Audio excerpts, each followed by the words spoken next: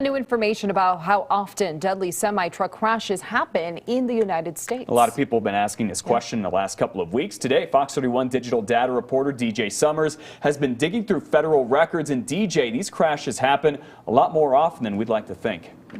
These crashes are beyond common, Matt. They happen every single day. Over 5,000 people die a year in crashes involving large trucks or buses. That's according to the Federal Motor Carrier Safety Administration. On average, that's about 14 people in the U.S. per day.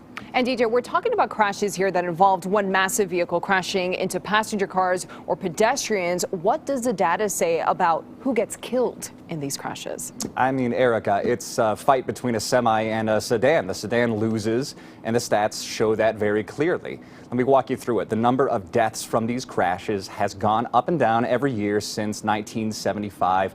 About 40 years ago, we started getting fewer of them every year until 2019 or 2009, and since then we've seen more every year. One thing stays consistent though, and that's how many of those deaths are the truck or bus drivers versus the people in cars. Those yellow parts of the bar are the number of yearly deaths that are car passengers, pedestrians, motorcyclists. They are 84% of the deaths involved. The bus or truck driver deaths are in blue. They're a much smaller share.